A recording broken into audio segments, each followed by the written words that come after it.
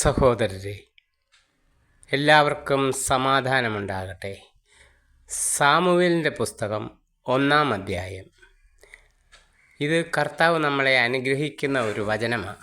ആ വചനം കേൾക്കാൻ എല്ലാവരും ശ്രദ്ധിക്കുമല്ലോ. കേൾക്കുന്നവരെ ദൈവം അനുഗ്രഹിക്കട്ടെ. സാമുവേലിൻ്റെ ജനനം 1-ാം അധ്യായം. എഫ്രായിം മലനാട്ടിലെ റമാത്തായിമിൽ സൂഫ് വംശജനായ എൽക്കാന എന്നൊരാളുണ്ടായിരുന്നു. അവൻ്റെ പിതാവ് യറോഹോം ആയിരുന്നു. യറോഹോം ഏലീഹുവിൻ്റെയും ഏലീഹു തോഹുവിൻ്റെയും തോഹു എഫ്രായിംകാരനായ സൂഫിൻ്റെയും പുത്രനായിരുന്നു. എൽക്കാനയ്ക്ക് 2 ഭാര്യമാരുണ്ടായിരുന്നു, ഹന്നായും പെനിന്നായും. പെനിന്നായ്ക്ക് മക്കളുണ്ടായിരുന്നു, ഹന്നായ്ക്കാകട്ടെ മക്കളില്ലായിരുന്നു.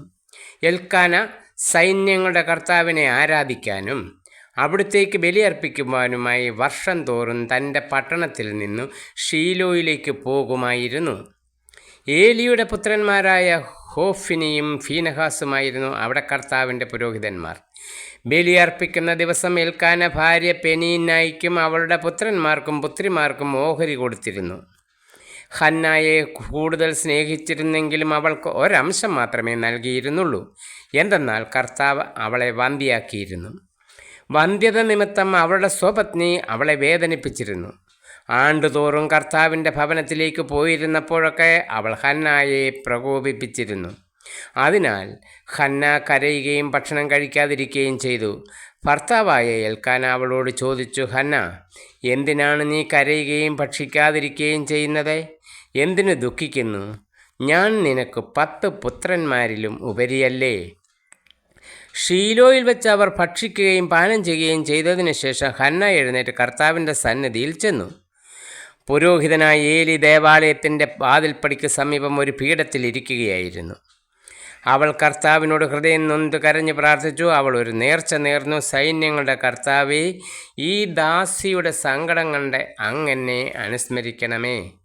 അങ്ങയുടെ ദാസിയെ വിസ്മരിക്കരുതേ. എനിക്കൊരു പുത്രനെ നൽകിയാൽ അവൻ്റെ ജീവിതകാലം മുഴുവൻ അവനെ ഞാൻ അങ്ങേക്ക് പ്രതിഷ്ഠിക്കും. അവൻ്റെ ശിരസിൽ ക്ഷൗരക്കത്തെ സ്പർശിക്കുകയില്ല. ഹന്ന ദൈവസന്നിധിയിൽ പ്രാർത്ഥിച്ചുകൊണ്ടിരിക്കവേ ഏലി അവളെ ശ്രദ്ധിച്ചുകൊണ്ടിരുന്നു. അവൾ ഹൃദയത്തിൽ സംസാരിക്കുകയായിരുന്നു, ആദരം മാത്രമേ ചലിച്ചിരുന്നുള്ളൂ. ശബ്ദം പുറത്തു വന്നതുമില്ല. അതിനാൽ അവൾ മദ്യപിച്ചിട്ടുണ്ടെന്ന് ഏലിക്ക് തോന്നി. ഏലി അവളോട് പറഞ്ഞു, എത്ര നേരം നീ ഉന്മത്തയായിരിക്കും? നിന്റെ ലഹരി അവസാനിപ്പിക്കുക. ഹന്ന പ്രതിവചിച്ചു, എൻ്റെ ഗുരു, അങ്ങനെയല്ല. വളരെയേറെ മനോവേദന അനുഭവിക്കുന്നവളാണ് ഞാൻ. വീഞ്ഞോ ലഹരിപാനീയമോ ഞാൻ കഴിച്ചിട്ടില്ല. കർത്താവിൻ്റെ മുമ്പിൽ എൻ്റെ ഹൃദയവികാരങ്ങൾ ഞാൻ പകരുകയായിരുന്നു. ഈ ദാസിയെ അധപ്പതിച്ച ഒരുവളായി വിചാരിക്കരുതേ. അത്യധികമായ ആകുലതയും അസ്വസ്ഥതയും മൂലമാണ് ഞാൻ ഇതുവരെ സംസാരിച്ചത്. അപ്പോൾ ഏലി പറഞ്ഞു, സമാധാനമായി പോവുക. ഇസ്രായേലിൻ്റെ ദൈവം നിന്റെ പ്രാർത്ഥന സാധിച്ചു തരട്ടെ. അവൾ പ്രതിവചിച്ചു, ഈ ദാസിക്ക് അങ്ങയുടെ കൃപാകടാക്ഷം ഉണ്ടാകട്ടെ. അനന്തരം അവൾ പോയി ഭക്ഷണം കഴിച്ചു. പിന്നീട് ഒരിക്കലും അവളുടെ മുഖം മ്ലാനമായിട്ടില്ല. എൽക്കാനയും കുടുംബവും അതിരാവിലെ എഴുന്നേറ്റ് കർത്താവിനെ ആരാധിച്ചതിനു ശേഷം റാമായിലുള്ള തങ്ങളുടെ ഗൃഹത്തിലേക്ക് മടങ്ങി. എൽക്കാന ഹന്നായെ പ്രാപിക്കുകയും കർത്താവ് അവളെ അനുസ്മരിക്കുകയും ചെയ്തു. അവൾ ഗർഭം ധരിച്ചൊരു പുത്രനെ പ്രസവിച്ചു. ഞാൻ അവനെ കർത്താവിനോട് ചോദിച്ചു വാങ്ങിയതാണ് എന്ന് പറഞ്ഞ് അവൾ അവന് സാമുവേൽ എന്ന് പേരിട്ടു. എൽക്കാന കുടുംബസമേതം കർത്താവിന് വർഷം തോറുമുള്ള ബലി അർപ്പിക്കാനും നേർച്ച നിറവേറ്റാനും പോയി. എന്നാൽ ഹന്ന പോയില്ല. അവൾ ഭർത്താവിനോട് പറഞ്ഞു, കുഞ്ഞിൻ്റെ മുലകുടി മാറട്ടെ. അവൻ കർത്തൃസന്നിധിയിൽ പ്രവേശിച്ച് എന്നേക്കും അവിടെ വസിക്കുന്നതിന് അപ്പോൾ ഞാൻ കൊണ്ടുവന്നുകൊള്ളാം. എൽക്കാന അവളോട് പറഞ്ഞു, നിന്റെ യുക്തം പോലെ ചെയ്തുകൊള്ളുക. അവൻ്റെ മുലകുടി മാറട്ടെ. കർത്താവിനോടുള്ള വാക്ക് നിറവേറ്റിയാൽ മതി. അങ്ങനെ അവൾ കുഞ്ഞിൻ്റെ മുലകുടി മാറുന്നതുവരെ വീട്ടിൽ താമസിച്ചു. പിന്നീട് 3 വയസ്സുള്ള ഒരു കാളക്കുട്ടി, ഒരു എഫാ മാവ്, ഒരു കുടം വീഞ്ഞ് എന്നിവയോടുകൂടി അവൾ അവനെ ഷീലോയിൽ കർത്താവിൻ്റെ ആലയത്തിലേക്ക് കൊണ്ടുവന്നു. സാമുവേൽ അപ്പോൾ ബാലനായിരുന്നു. അവർ കാളക്കുട്ടിയെ ബലിയർപ്പിച്ചു. അനന്തരം ശിശുവിനെ ഏലിയുടെ അടുക്കൽ കൊണ്ടുവന്നു. അവൾ പറഞ്ഞു, ഗുരു, ഇവിടെ അങ്ങയുടെ മുമ്പിൽ നിന്ന് കർത്താവിനോട് പ്രാർത്ഥിച്ച സ്ത്രീ തന്നെയാണ് ഞാൻ. ഈ കുഞ്ഞിനു വേണ്ടിയാണ് ഞാൻ പ്രാർത്ഥിച്ചത്. എൻ്റെ പ്രാർത്ഥന കർത്താവ് കേട്ടു. ആകയാൽ ഞാൻ അവനെ കർത്താവിന് സമർപ്പിച്ചിരിക്കുന്നു. ആജീവനാന്തം അവൻ കർത്താവിനുള്ളവനായിരിക്കും. അവർ കർത്താവിനെ ആരാധിച്ചു. ഹന്നായുടെ കീർത്തനം. ഹന്ന ഇങ്ങനെ പ്രാർത്ഥിച്ചു. 2-ാം അധ്യായം. ഹന്ന ഇങ്ങനെ പ്രാർത്ഥിച്ചു: എൻ്റെ ഹൃദയം കർത്താവിൽ ആനന്ദിക്കുന്നു, എൻ്റെ ശിരസ് കർത്താവിൽ ഉയർന്നിരിക്കുന്നു, എൻ്റെ അധരം ശത്രുക്കളെ പരിഹസിക്കുന്നു. എന്തെന്നാൽ അവിടുത്തെ രക്ഷയിൽ ഞാൻ ആനന്ദിക്കുന്നു. കർത്താവിനെ പോലെ പരിശുദ്ധനായി മറ്റാരുമില്ല, കർത്താവല്ലാതെ മറ്റാരുമില്ല. നമ്മുടെ ദൈവത്തെ പോലെ സുസ്ഥിരമായ ഒരു ആശ്രയമില്ല. അഹന്തയോടെ മേലിൽ സംസാരിക്കരുത്, നിന്റെ നാവിൽ നിന്നും ഗർവ് പുറപ്പെടാതിരിക്കട്ടെ. കാരണം കർത്താവ് സർവജ്ഞനായ ദൈവമാണ്, പ്രവൃത്തികളെ വിലയിരുത്തുന്നത് അവിടുന്നാണല്ലോ. വീരന്മാരുടെ വില്ലുകൾ തകരുന്നു, ബലഹീനരാകട്ടെ ശക്തി പ്രാപിക്കുന്നു. സുഭിക്ഷം അനുഭവിച്ചിരുന്നവർ ആഹാരത്തിനായി കൂലിപ്പണി ചെയ്യുന്നു, വിശപ്പ് അനുഭവിച്ചിരുന്നവർ സംതൃപ്തി അടയുന്നു. വന്ധ്യ 7 പ്രസവിക്കുന്നു, സന്താന സമ്പത്തുള്ളവൾ നിരാലംബയാകുന്നു. കർത്താവ് ജീവൻ എടുക്കുകയും കൊടുക്കുകയും ചെയ്യുന്നു, അവിടുന്ന് പാതാളത്തിലേക്ക് ഇറക്കുകയും അവിടെ നിന്ന് കയറ്റുകയും ചെയ്യുന്നു. ദരിദ്രനും ധനികനുമാക്കുന്നത് കർത്താവാണ്, താഴ്ത്തുന്നതും ഉയർത്തുന്നതും അവിടുന്ന് തന്നെ. ദരിദ്രനെ അവിടുന്ന് ധൂളിയിൽ നിന്ന് ഉയർത്തുന്നു, അഗതിയെ കുപ്പയിൽ നിന്നും സമുദ്ധരിക്കുന്നു. അങ്ങനെ അവരെ പ്രഭുക്കന്മാരോടൊപ്പം ഇരുത്തി ഉന്നത സ്ഥാനങ്ങൾക്ക് അവകാശികളാക്കുന്നു. ഭൂമിയുടെ അടിത്തൂണുകൾ കർത്താവിൻ്റേതാണ്, അതിന്മേൽ അവിടുന്ന് ലോകത്തെ ഉറപ്പിച്ചിരിക്കുന്നു. തൻ്റെ വിശ്വസ്തരുടെ പാദങ്ങളെ അവിടുന്ന് കാക്കുന്നു. ദുഷ്ടന്മാർ അന്ധകാരത്തിൽ ഉപേക്ഷിക്കപ്പെടുന്നു, ശക്തിയാൽ ആരും പ്രബലനാകുന്നില്ല. കർത്താവ് ചതിപ്രയോഗികളെ ഛിന്ന ഭിന്നമാക്കുന്നു, അവർക്കെതിരെ ആകാശത്തിൽ ഇടിമുഴക്കുന്നു. അവിടുന്ന് ഭൂമിയെ മുഴുവൻ വിധിക്കും. തൻ്റെ രാജാവിന് ശക്തി കൊടുക്കും, തൻ്റെ അഭിഷിക്തൻ്റെ ശിരസ്സുയരുമാറാക്കും. അനന്തരം എൽക്കാന റാമായിലുള്ള തൻ്റെ ഭവനത്തിലേക്ക് മടങ്ങി. ബാലനായ സാമുവേലാകട്ടെ പുരോഹിതനായ ഏലിയുടെ സാന്നിധ്യത്തിൽ കർത്താവിന് ശുശ്രൂഷ ചെയ്തു പോന്നു. ഏലിയുടെ പുത്രന്മാർ ദുർമാർഗികളും കർത്താവിനെ ബഹുമാനിക്കാത്തവരുമായിരുന്നു. ജനങ്ങളിൽ നിന്നും പുരോഹിതന്മാർക്ക് ലഭിക്കേണ്ട വിഹിതത്തെ സംബന്ധിക്കുന്ന നിയമം അവർ മാനിച്ചില്ല. ആരെങ്കിലും ബലിയർപ്പിച്ച മാംസം പാകം ചെയ്യുമ്പോൾ പുരോഹിതൻ്റെ ഭൃത്യൻ പാത്രത്തിൽ മുപ്പല്ലി കൊണ്ട് കുത്തി അതിൽ കിട്ടുന്നത് മുഴുവൻ പുരോഹിതന് വേണ്ടി എടുത്തിരുന്നു. ഷീലോയിൽ വന്നിരുന്ന ഇസ്രായേൽക്കാരോടെല്ലാം അവർ ഇപ്രകാരമാണ് പ്രവർത്തിച്ചത്. കൂടാതെ മേധസ് ദഹിപ്പിക്കുന്നതിന് മുമ്പ് തന്നെ ബലിയർപ്പിക്കുന്നവനോട് പുരോഹിതൻ്റെ ഭൃത്യൻ വന്ന് പറയും: പുരോഹിതന് വേണ്ടി പാകം ചെയ്യാൻ കുറേ മാംസം തരുക. പച്ച മാംസമല്ലാതെ വേവിച്ചത് അദ്ദേഹം സ്വീകരിക്കുകയില്ല.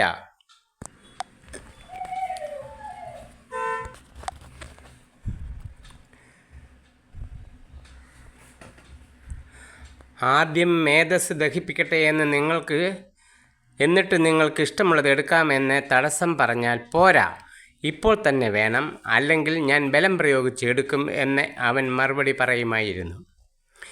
ഏലിയുടെ പുത്രന്മാരുടെ പാപം ദൈവസന്നിധിയിൽ ഗുരുതരമായി തീർന്നു.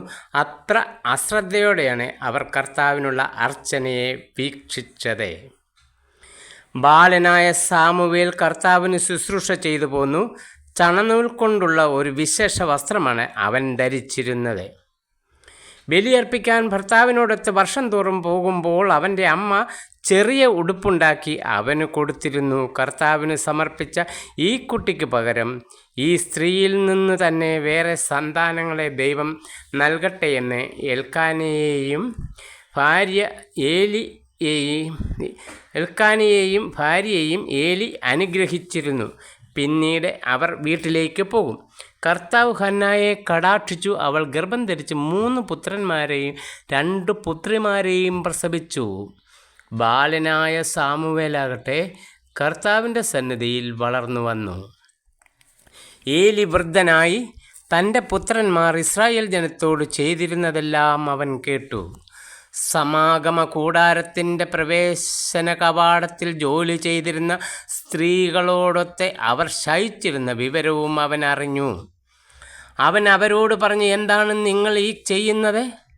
നിങ്ങളുടെ ദുഷ്കൃത്യങ്ങളെപ്പറ്റി ഓരോരുത്തർ പറയുന്നത് ഞാൻ കേൾക്കുന്നു. മക്കളെ, മേലാൽ അങ്ങനെ ചെയ്യരുതേ.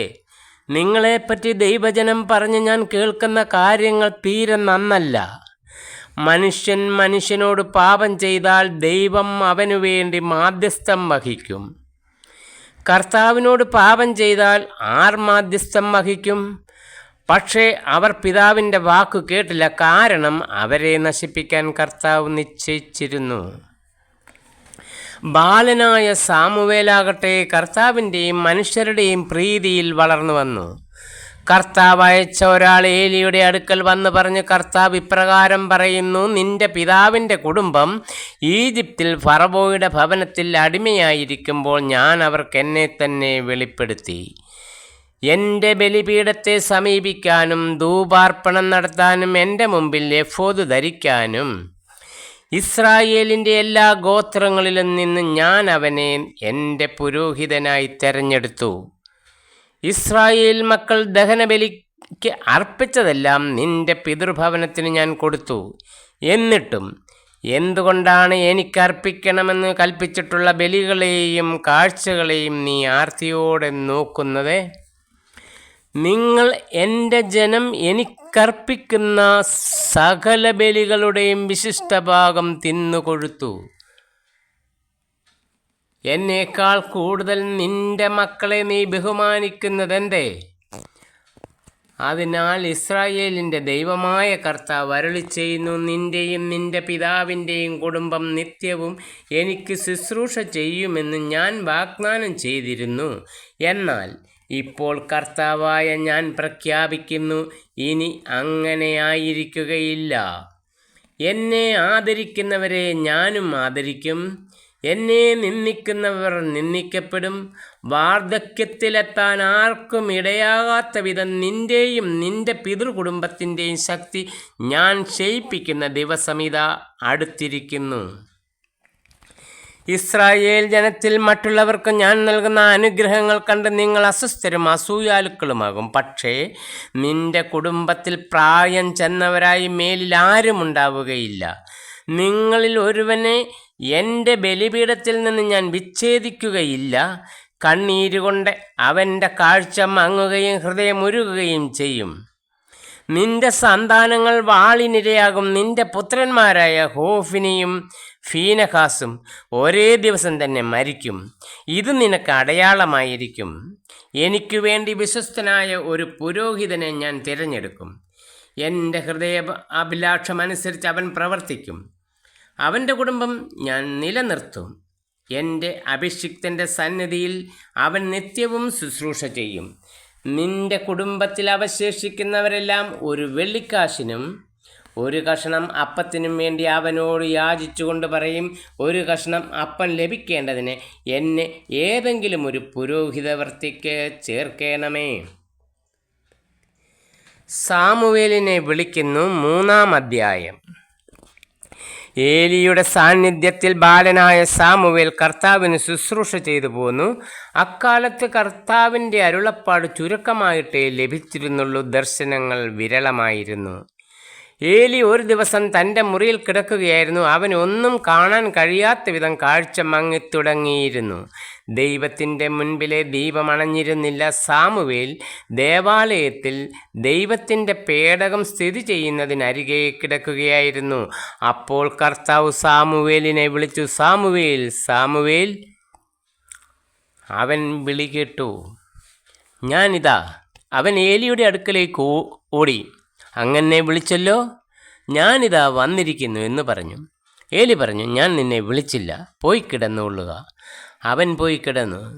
കർത്താവ് വീണ്ടും സാമുവേലിനെ വിളിച്ചു, സാമുവേൽ. അവൻ എഴുന്നേറ്റ് ഏലിയുടെ അടുക്കലേക്ക് ചെന്ന് പറഞ്ഞു, അങ്ങനെ വിളിച്ചല്ലോ, ഞാനിതാ വന്നിരിക്കുന്നു. ഏലി പറഞ്ഞു, മകനെ, നിന്നെ ഞാൻ വിളിച്ചില്ല, പോയി കിടന്നുകൊള്ളുക. കർത്താവാണ് വിളിച്ചതെന്ന് സാമുവേൽ അപ്പോഴും അറിഞ്ഞില്ല. കാരണം അതുവരെ കർത്താവിൻ്റെ ശബ്ദം അവന് വെളിവാക്കപ്പെട്ടിരുന്നില്ല. 3-മതും കർത്താവ് സാമുവേലിനെ വിളിച്ചു. അവൻ എഴുന്നേറ്റ് ഏലിയുടെ അടുത്ത് ചെന്ന് പറഞ്ഞു, അങ്ങനെ വിളിച്ചല്ലോ, ഞാനിതാ വന്നിരിക്കുന്നു. കർത്താവാണ് ബാലനെ വിളിച്ചതെന്ന് അപ്പോൾ ഏലിക്ക് മനസ്സിലായി. അതിനാൽ ഏലി സാമുവേലിനോട് പറഞ്ഞു, പോയി കിടന്നുകൊള്ളുക. ഇനി നിന്നെ വിളിച്ചാൽ കർത്താവേ അരുളി ചെയ്താലും അങ്ങയുടെ ദാസനിതാ ശ്രവിക്കുന്നു എന്ന് പറയണം. സാമുവേൽ പോയി കിടന്നു. അപ്പോൾ കർത്താവ് വന്നു നിന്ന് മുൻപിലത്തെ പോലെ സാമുവേൽ, സാമുവേൽ എന്ന് വിളിച്ചു. സാമുവേൽ പ്രതിവചിച്ചു, അരുളിച്ചെയ്താലും അങ്ങയുടെ ദാസനിതാ ശ്രവിക്കുന്നു. കർത്താവ് അവനോട് പറഞ്ഞു, ഇസ്രായേൽ ജനതയോട് ഞാനൊരു കാര്യം ചെയ്യാൻ പോകുകയാണ്. അത് കേൾക്കുന്നവൻ്റെ ഇരു ചെവികളും തരിച്ചു പോകും. ഏലിയുടെ കുടുംബത്തിനെതിരായി ഞാൻ പറഞ്ഞിട്ടുള്ളതെല്ലാം അന്ന് ഞാൻ അത്യന്തം നിർവഹിക്കും. മക്കൾ ദൈവദൂഷണം പറയുന്ന കാര്യം അറിഞ്ഞിട്ടും അവരെ തടയാഞ്ഞത് മൂലം ഞാൻ അവൻ്റെ കുടുംബത്തിൻ്റെ മേൽ എന്നേക്കുമായി ശിക്ഷാവധി നടത്താൻ പോവുകയാണെന്ന് ഞാൻ പറയുന്നു. ഏലി കുടുംബത്തിൻ്റെ പാപത്തിന് ബലികളും കാഴ്ചകളും ഒരിക്കലും പരിഹാരമാവുകയില്ലെന്ന് ഞാൻ ശപഥം ചെയ്യുന്നു. പ്രഭാതം വരെ സാമുവേൽ കിടന്നു. അനന്തരം അവൻ കർത്താവിൻ്റെ ആലയത്തിൻ്റെ വാതിലുകൾ തുറന്നു. തനിക്കുണ്ടായ ദർശനം ഏലിയോട് പറയാൻ അവന് ഭയപ്പെട്ടു.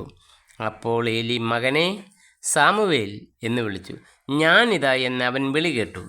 ഏലി ചോദിച്ചു, അവിടുന്ന് എന്താണ് നിന്നോട് പറഞ്ഞത്? എന്നിൽ നിന്ന് മറച്ചു വയ്ക്കരുതേ.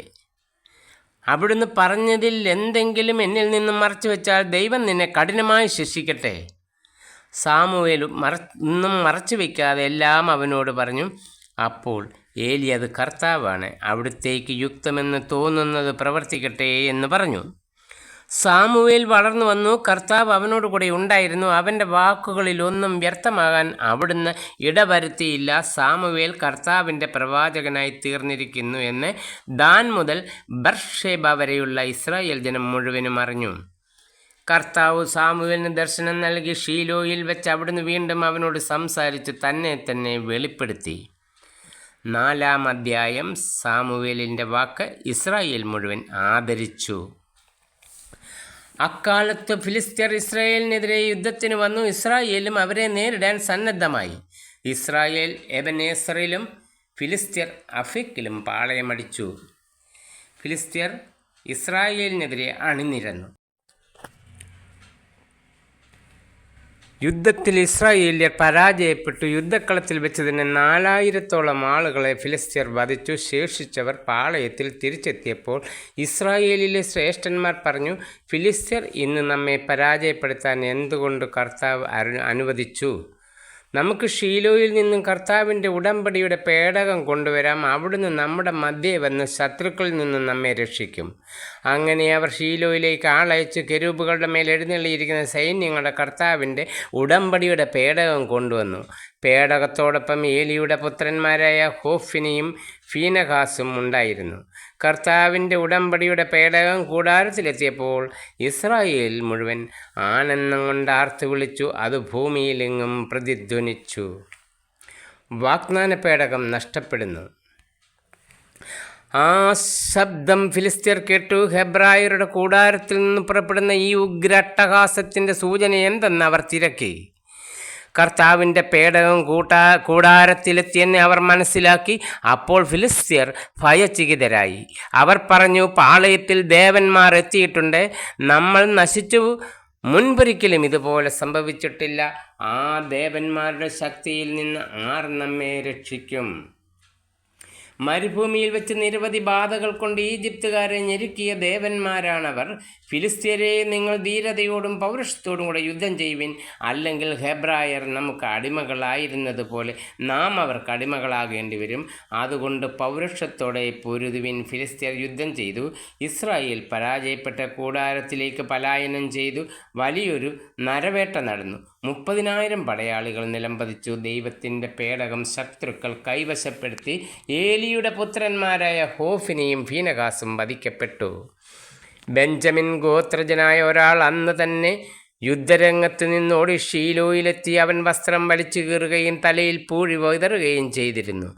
അവൻ ഷീലോയിലെത്തുമ്പോൾ ഏലി വഴിയിലേക്ക് ഉറ്റുനോക്കിക്കൊണ്ട് പീഠത്തിലിരിക്കുകയായിരുന്നു. ദൈവത്തിൻ്റെ പേടകത്തെക്കുറിച്ച് ആകുലചിത്തനുമായിരുന്നു. അവൻ പട്ടണവാതിലിലെത്തി.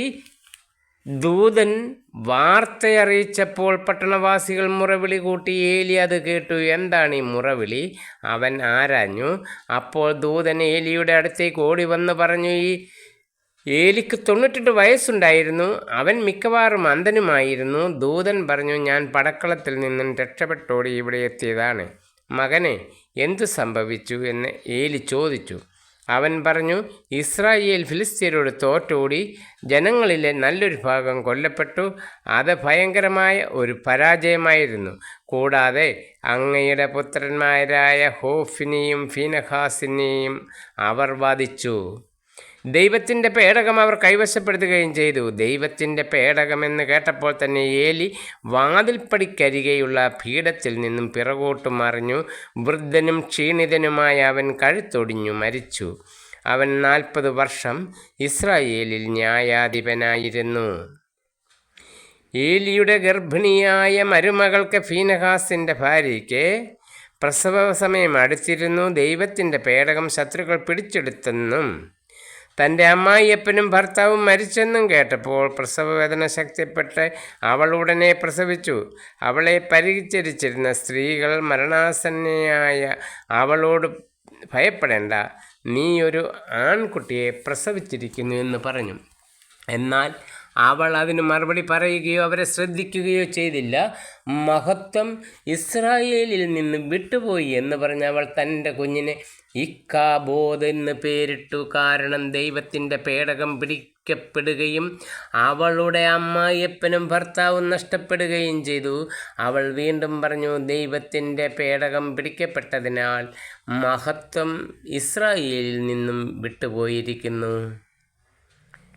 പേടകം ഫിലിസ്ത്യരുടെ ഇടയിൽ. 5-ാം അധ്യായം. ഫിലിസ്ത്യർ ദൈവത്തിൻ്റെ പേടകം കൈവശപ്പെടുത്തി എബെനേസറിൽ നിന്ന് അഷ്ദോദിലേക്ക് കൊണ്ടുപോയി. അവിടെ ദാഗോൻ്റെ ക്ഷേത്രത്തിലെ പ്രതിഷ്ഠയ്ക്ക് സമീപം സ്ഥാപിച്ചു. അടുത്ത ദിവസം പ്രഭാതത്തിൽ അഷ്ദോദിലെ ജനങ്ങൾ ഉണർന്നപ്പോൾ ദാഗോൻ്റെ ബിംബം കർത്താവിൻ്റെ പേടകത്തിന് മുമ്പിൽ നിലത്ത് മറിഞ്ഞു കിടക്കുന്നത് കണ്ടു.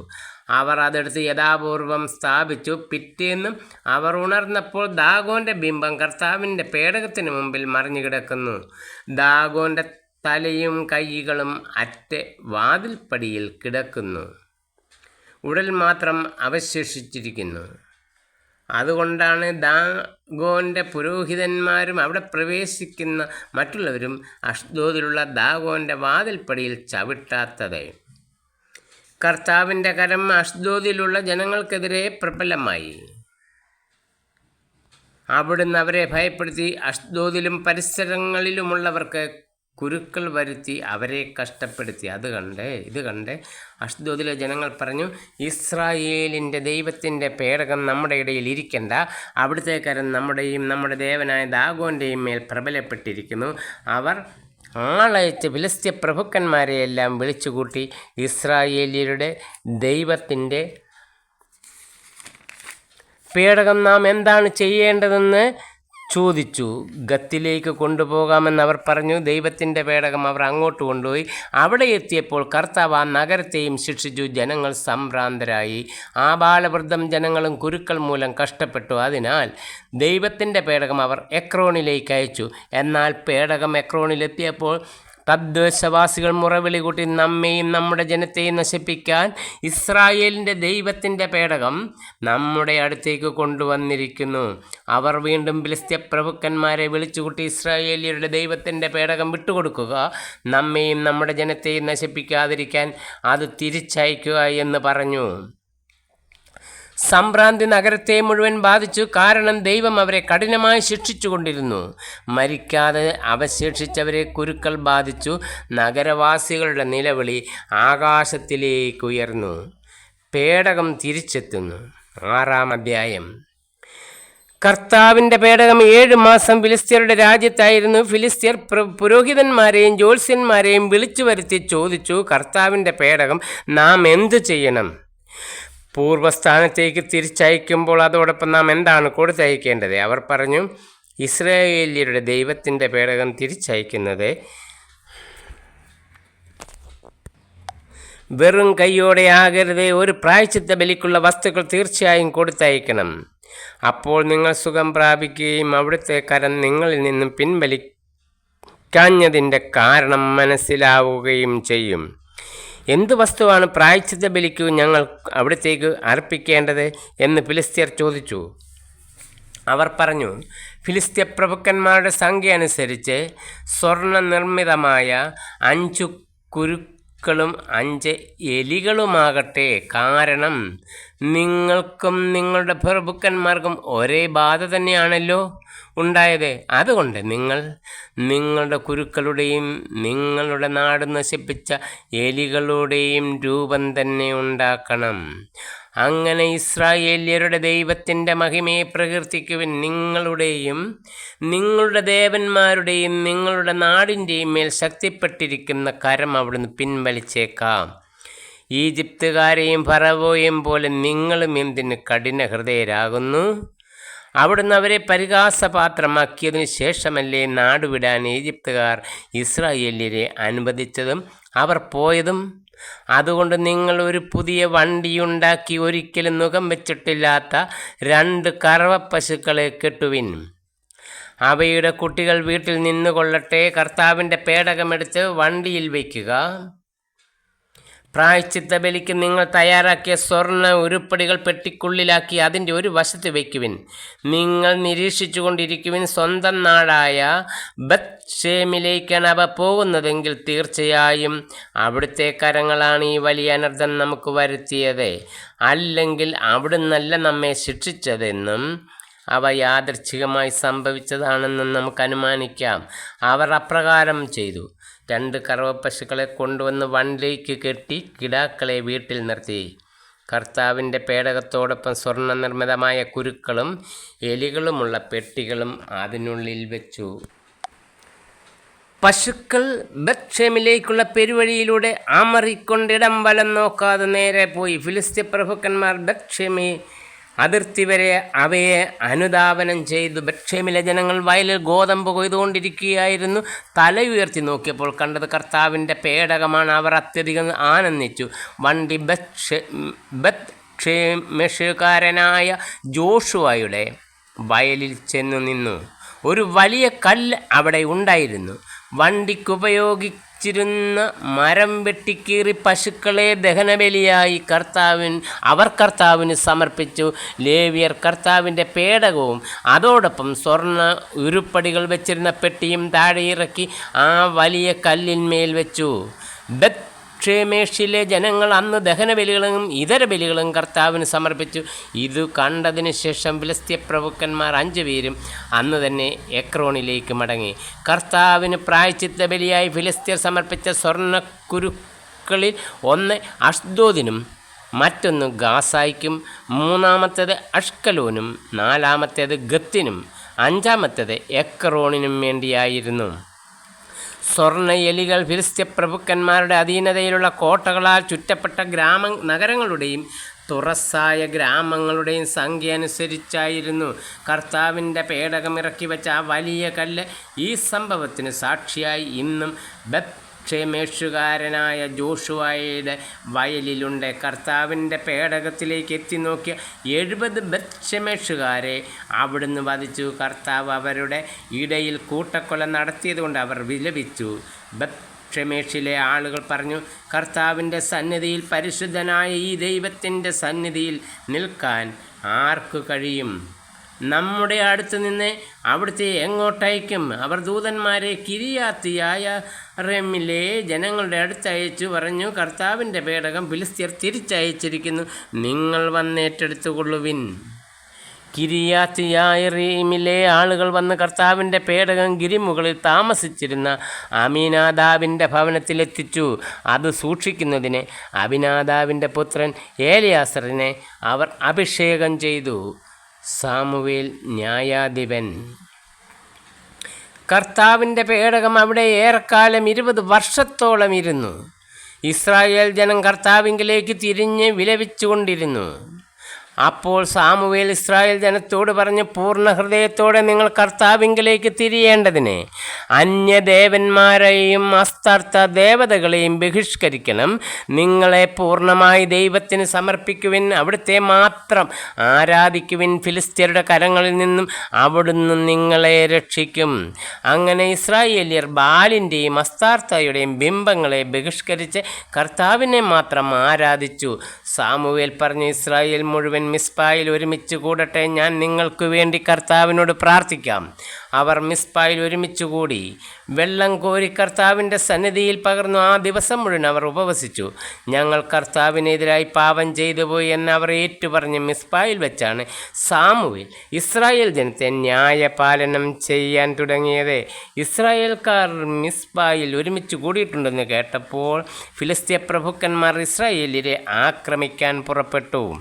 ഇസ്രായേൽക്കാർ ഭയചകിതരായി. ഫിലിസ്തീനിൽ നിന്നും തങ്ങളെ രക്ഷിക്കുന്നതിന് ദൈവമായ കർത്താവിനോട് നിരന്തരം പ്രാർത്ഥിക്കണമേ എന്ന് അവർ സാമുവേലിനോട് അപേക്ഷിച്ചു.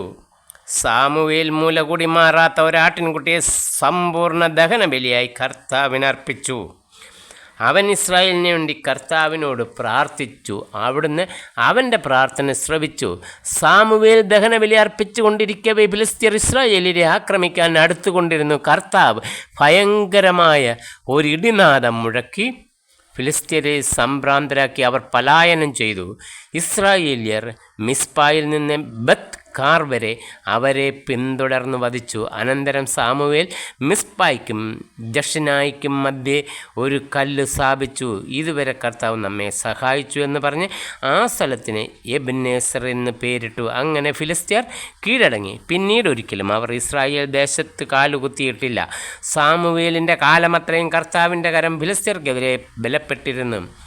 എക്രോൺ മുതൽ ഗത്ത് വരെ ഫിലിസ്ത്യർ കൈവശമാക്കിയിരുന്ന പ്രദേശങ്ങളെല്ലാം അവർ ഇസ്രായേലിന് തിരികെ കൊടുത്തു. ഇസ്രായേല്യർ തങ്ങളുടെ പ്രദേശമെല്ലാം ഫിലിസ്ത്യരിൽ നിന്ന് വീണ്ടെടുത്തു. ഇസ്രായേല്യരും അമ്മോര്യരും തമ്മിൽ സമാധാനമുണ്ടായി. സാമുവേൽ തൻ്റെ ജീവിതകാലം അത്രയും ഇസ്രായേലിൽ നീതിപാലനം നടത്തി. ബേഥേൽ, ഗിൽഗാൽ, മിസ്പ എന്നീ സ്ഥലങ്ങൾ വർഷം തോറും സന്ദർശിച്ച് അവിടെയും അവൻ നീതിപാലനം നടത്തിയിരുന്നു.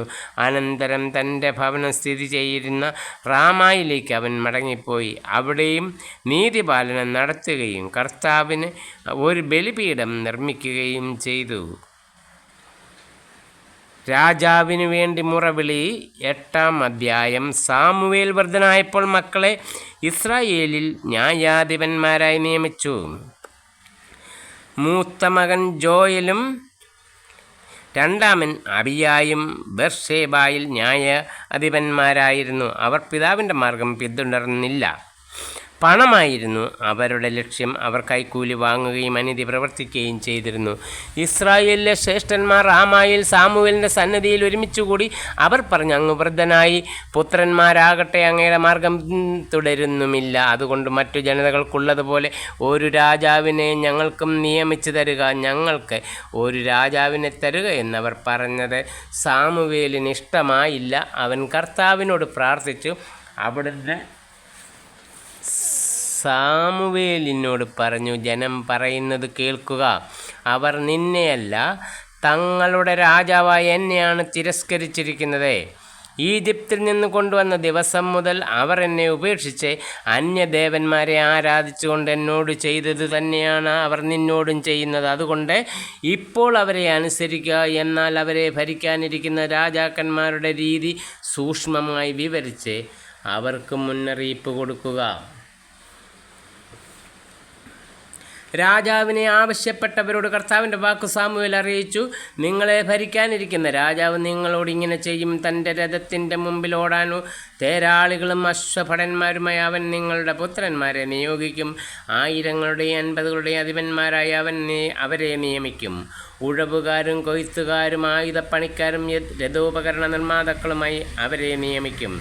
നിങ്ങളുടെ പുത്രിമാരെ സുഗന്ധ തൈലക്കാരികളും പാചകക്കാരികളും അപ്പക്കാരികളുമാക്കും. നിങ്ങളുടെ വയലുകളിലും മുന്തിരിത്തോട്ടങ്ങളിലും ഒലിവ് തോട്ടങ്ങളിലും വെച്ച് ഏറ്റവും നല്ലത് അവൻ തൻ്റെ സേവകർക്ക് നൽകും. നിങ്ങളുടെ ധാന്യങ്ങളുടെയും മുന്തിരിയുടെയും ദേശാംശമെടുത്ത് അവൻ തൻ്റെ കിങ്കരന്മാർക്കും ഭൃത്യന്മാർക്കും നൽകും. നിങ്ങളുടെ ദാസന്മാരെയും ദാസികളെയും ഏറ്റവും നല്ല കന്നുകാലികളെയും കഴുതകളെയും അവൻ തൻ്റെ ജോലിക്ക് നിയോഗിക്കും. അവൻ നിങ്ങളുടെ ആട്ടിൻപറ്റത്തിൻ്റെ ദശാംശമെടുക്കും. നിങ്ങൾ അവൻ്റെ അടിമകളായിരിക്കും. നിങ്ങൾ തിരഞ്ഞെടുക്കുന്ന രാജാവ് നിമിത്തം അന്ന് നിങ്ങൾ വിലപിക്കും, എന്നാൽ കർത്താവ് നിങ്ങളുടെ പ്രാർത്ഥന കേൾക്കുകയില്ല.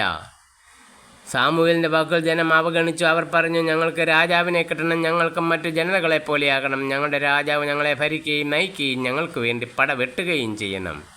ജനങ്ങൾ പറഞ്ഞത് സാമുവേൽ കർത്താവിൻ്റെ മുൻപിൽ ഉണർത്തിച്ചു. അവിടുന്ന് അവനോട് പറഞ്ഞു, അവരുടെ വാക്കനുസരിച്ച് അവർക്കൊരു രാജാവിനെ വാഴിച്ചു കൊടുക്കുക. സാമുവേൽ ഇസ്രായേല്യരോട് പറഞ്ഞു, ഓരോരുത്തരും താങ്കളുടെ പട്ടണങ്ങളിലേക്ക് മടങ്ങിപ്പോകുവിൻ. സാവൂൾ സാമുവേലിൻ്റെ അടുക്കൽ. ബെഞ്ചമിൻ ഗോത്രജനായ കിഷ് എന്നൊരാളുണ്ടായിരുന്നു. അവൻ അബിയേലിൻ്റെ മകനായിരുന്നു. അബിയേൽ സെരോർ ബക്കോറത്തിൻ്റെയും ബക്കറോത്ത് അഭിയായുടെയും പുത്രനായിരുന്നു. അഭിയ ബെഞ്ചമിൻ ഗോത്രക്കാരനും ധനികനുമായിരുന്നു. കിഷിന് സാവൂൾ എന്നൊരു പുത്രനുണ്ടായിരുന്നു. അവനേക്കാൾ കോമളനായി ഇസ്രായേലിൽ മറ്റാരുമില്ലായിരുന്നു. അവൻ്റെ തോളോടൊപ്പം ഉയരമുള്ള ആരും ഉണ്ടായിരുന്നില്ല. ഒരിക്കൽ സാവൂളിൻ്റെ പിതാവായ കിഷിൻ്റെ കഴുതകൾ കാണാതെയായി. അവൻ സാവൂളിനോട് പറഞ്ഞു, ഒരു ഭൃത്യനെയും കൂട്ടി കഴുതകളെ അന്വേഷിക്കുക. അവർ എഫ്രൈം മലനാട്ടിലും ഷലീഷാദേശത്തും അന്വേഷിച്ചു, കണ്ടെത്തിയില്ല. ഈ ഷാലിം ദേശത്തെ തിരക്കി എവിടെയും ഇല്ലായിരുന്നു. അനന്തരം ബെഞ്ചമിൻ്റെ നാട്ടിൽ അന്വേഷിച്ച് കണ്ടെത്തിയില്ല. സൂഫിൻ്റെ ദേശത്തെത്തിയപ്പോൾ സാവൂൾ ഭൃത്യനോട് പറഞ്ഞു, നമുക്ക് തിരികെ പോകാം, അല്ലെങ്കിൽ പിതാവ് കഴുതകളുടെ കാര്യം വിട്ട് നമ്മെപ്പറ്റി ആകുലചിത്തനാകും. ഭൃത്യൻ പറഞ്ഞു, ഈ പട്ടണത്തിൽ വളരെ പ്രശസ്തനായ ഒരു ദൈവപുരുഷനുണ്ട്.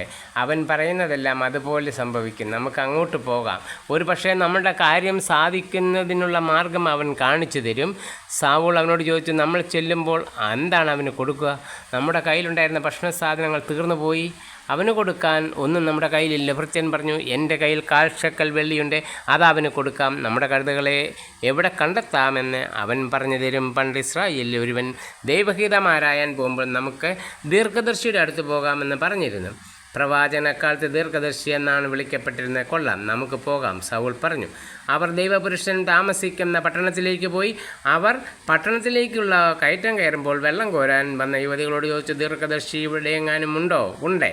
അവർ പറഞ്ഞു, അതാ നിങ്ങളുടെ മുൻപിൽ പോകുന്നു, വേഗം ചെല്ലുവിൻ. അവനിപ്പോൾ പട്ടണത്തിൽ വന്നതേയുള്ളൂ. ഇന്നും മലമുകളിൽ ജനങ്ങൾക്ക് ഒരു ബലി സമർപ്പിക്കാനുണ്ട്.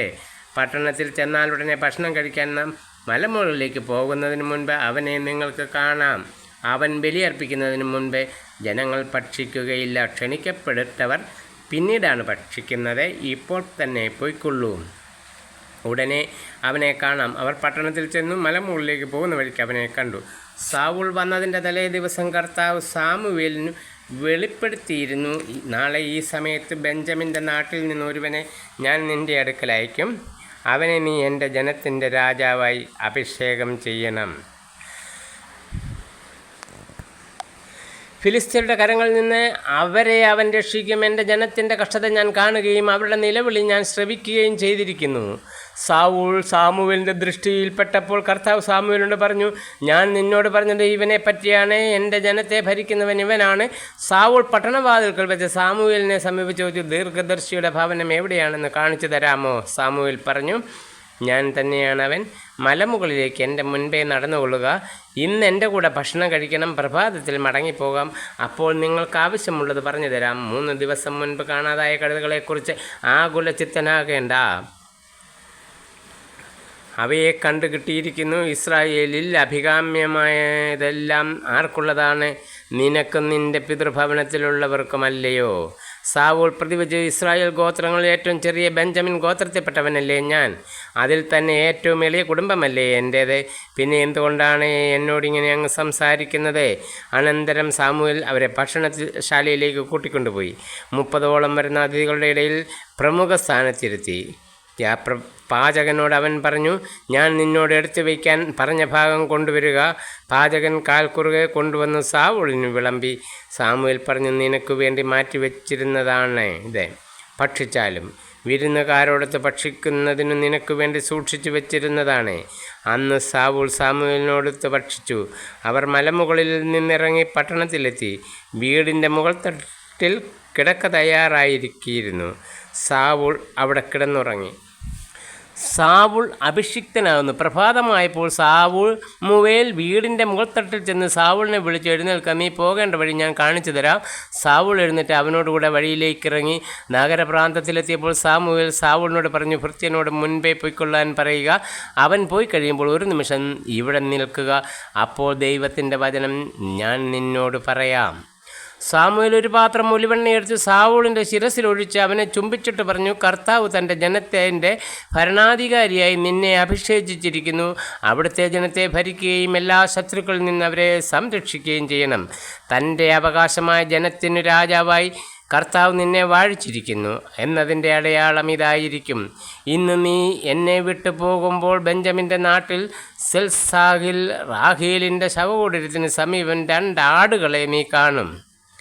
നീ 2 ആളുകളെ സമീപൻ 2 ആളുകളെ നീ കാണും. നീ അന്വേഷിച്ച കഴുതകളെ കണ്ടുകിട്ടിയെന്ന് അവയെക്കുറിച്ച് അല്ല എൻ്റെ മകൻ എന്ത് പറ്റിയെന്ന് ചോദിച്ചുകൊണ്ട് നിന്നെക്കുറിച്ചാണ് നിൻ്റെ പിതാവ് ഉത്കണ്ഠാകുലനായിരിക്കുന്നതെന്നും അവർ നിന്നോട് പറയും. അവിടുന്ന് തബോറിലെ ഓക്ക് വൃക്ഷത്തിന് സമീപമെത്തുമ്പോൾ ബഥേലിൽ ദൈവത്തിന് ബലിയർപ്പിക്കാൻ പോകുന്ന 3 പേരെ നീ കണ്ടുമുട്ടും. ഒരുവൻ 3 ആട്ടിൻകുട്ടികളെ എടുത്തിരിക്കും, രണ്ടാമൻ 3 അപ്പവും മൂന്നാമൻ ഒരു തോൽക്കുടം വീഞ്ഞും. അവർ നിന്നെ അഭിവാദനം ചെയ്ത് 2 അപ്പം നിനക്ക് നൽകും. അത് നീ സ്വീകരിക്കണം. അനന്തരം ഫിലിസ്ത്യർ കൂടാരമടിച്ചിരിക്കുന്ന ഗീബയായിലുള്ള ദൈവത്തിൻ്റെ മലയിൽ നീ എത്തും. പട്ടണത്തിലേക്ക് കടക്കുമ്പോൾ സാരംഗി, ചെണ്ട, കുഴൽ, കിന്നരം എന്നീ വാദ്യമേളങ്ങളോടെ മലമുകളിൽ നിന്നിറങ്ങി വരുന്ന ഒരു പ്രവാചകഗണത്തെ നീ കണ്ടുമുട്ടും. അവർ പ്രവചിച്ചു കൊണ്ടിരിക്കും. അപ്പോൾ കർത്താവിൻ്റെ ആത്മാവ് ശക്തമായി നിന്നിൽ ആവസിക്കും. നീയും അവരോടൊത്ത് പ്രവചിക്കാൻ തുടങ്ങും. മറ്റൊരു മനുഷ്യനായി നീ മാറും. ഇവ സംഭവിക്കുമ്പോൾ യുക്തം പോലെ ചെയ്തുകൊള്ളുക. ദൈവം നിന്നോട് കൂടെയുണ്ട്. എനിക്ക് മുൻപേ ഗിൽഗാലിലേക്ക് നീ പോകണം. ദഹനബലികളും സമാധാന ബലികളും അർപ്പിക്കാൻ ഞാനും വരുന്നുണ്ട്. എന്താണ് ചെയ്യേണ്ടതെന്ന് ഞാൻ വന്ന് കാണിച്ചു തരുന്നതുവരെ 7 ദിവസം നീ കാത്തിരിക്കുക. സാവൂൾ സാമുവേലിൻ്റെ അടുക്കൽ നിന്നും പോകാൻ തുനിഞ്ഞപ്പോൾ ദൈവം അവനൊരു പുതിയ ഹൃദയം നൽകി. സാമുവേൽ പറഞ്ഞതെല്ലാം അന്ന് തന്നെ സംഭവിച്ചു. സാവൂളും ഭൃത്യനും ഗിബെയായിലെത്തിയപ്പോൾ പ്രവാചകനത്തെ കണ്ടുടൻ ദൈവത്തിൻ്റെ ആത്മാവ് അവനെ ശക്തമായി പ്രവർത്തിച്ചു. അവനും അവരോടൊത്ത് പ്രവചിച്ചു. സാവൂളിനെ മുൻപ് അറിഞ്ഞാമായിരുന്നവരെല്ലാം അവൻ പ്രവചിക്കുന്നത് കണ്ടപ്പോൾ പരസ്പരം ചോദിച്ചു, കിഷിൻ്റെ മകൻ എന്ത് പറ്റി? സാവൂളും പ്രവാചകനോ? അവിടുത്തുകാരിൽ ഒരാൾ ചോദിച്ചു, അവരുടെ പിതാവ് ആരാണ്? അങ്ങനെ സാവൂളും ഒരു പ്രവാചകനോ എന്നത് ഒരു പഴഞ്ചൊല്ലായിത്തീർന്നു. പ്രവചനം കഴിഞ്ഞ് അവൻ മലമുകളിലെത്തി. സാവൂളിൻ്റെ പിതൃ സഹോദരൻ അവനോടും ഭൃത്യനോടും യോജിച്ചു, നിങ്ങളെവിടെ പോയി ഇരിക്കുകയായിരുന്നു? കഴുതകളെ തിരക്കിപ്പോയതായിരുന്നു. അവയെ കാണായികയാൽ ഞങ്ങൾ സാമുവേലിൻ്റെ അടുക്കൽ പോയി എന്ന് അവൻ പറഞ്ഞു. സാമുവേൽ നിങ്ങളോട് എന്തു പറഞ്ഞു എന്ന് അവൻ ചോദിച്ചു. സാവൂൾ പറഞ്ഞു, കഴുതകളെ കണ്ടുകിട്ടിയെന്ന് അവൻ ഞങ്ങളോട് പറഞ്ഞു. എന്നാൽ താൻ രാജാവാകാൻ പോകുന്നതിനെപ്പറ്റി സാമുവേൽ പറഞ്ഞതൊന്നും അവനോട് പറഞ്ഞില്ല. സാമുവേൽ ജനത്തെ മിസ്പായിൽ കർത്താവിൻ്റെ സന്നിധിയിൽ വിളിച്ചുകൂട്ടി. ഇസ്രായേൽ ജനത്തോട് അവൻ പറഞ്ഞു, ഇസ്രായേലിൻ്റെ ദൈവമായ കർത്താവ് ഇപ്രകാരം അരുളി ചെയ്യുന്നു, ഇസ്രായേലിനെ ഈജിപ്തിൽ നിന്ന് ഞാൻ കൊണ്ടുവന്നു. ഈജിപ്തുകാരുടെയും നിങ്ങളെ പീഡിപ്പിച്ചിരുന്ന സകല രാജാക്കന്മാരുടെയും കൈകളിൽ നിന്ന് നിങ്ങളെ ഞാൻ മോചിപ്പിച്ചു. എന്നാൽ എല്ലാ ദുരിതങ്ങളിലും അത്യാഹിതങ്ങളിൽ നിന്നും നിങ്ങളെ സംരക്ഷിക്കുന്ന ദൈവത്തെ ഇന്ന് നിങ്ങൾ ഉപേക്ഷിച്ചിരിക്കുന്നു. ഞങ്ങൾക്കൊരു രാജാവിനെ വാഴ്ച തരിക എന്ന് നിങ്ങൾ ആവശ്യപ്പെട്ടു. അതുകൊണ്ട് ഇപ്പോൾ ഗോത്രത്തിൻ്റെയും കുലത്തിൻ്റെയും ക്രമത്തിൽ കർത്താവിൻ്റെ മുൻപിൽ നിൽക്കുവിൻ. അനന്തരം സാമുവേൽ ഇസ്രായേൽ ഗോത്രങ്ങളെയെല്ലാം തൻ്റെ അടുക്കൽ വരുത്തി കുറിയിട്ട് ബെഞ്ചമിൻ ഗോത്രത്തെ എടുത്തു. ബെഞ്ചമിൻ ഗോത്രത്തിലെ കുടുംബങ്ങളെയെല്ലാം തൻ്റെ അടുത്ത് വരുത്തി.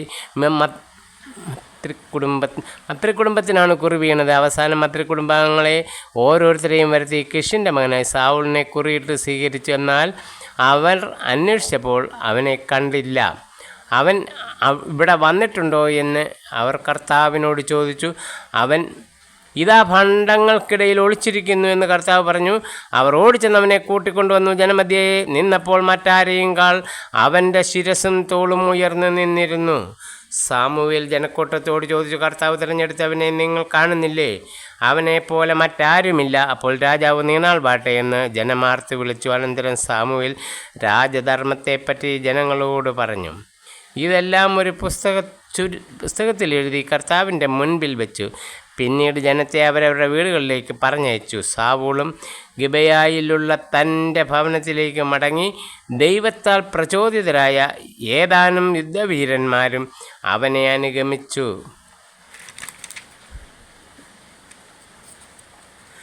എന്നാൽ ചില കുബുദ്ധികൾ ചോദിച്ചു, നമ്മെ രക്ഷിക്കാൻ ഇവന് സാധിക്കുമോ? അവർ അവനെ അധിക്ഷേപിച്ചു. കാഴ്ചയൊന്നും അവർ കൊടുത്തുമില്ല. അവൻ അത് ഗൗനിച്ചില്ല. 10-ാം അധ്യായം തീർന്നു.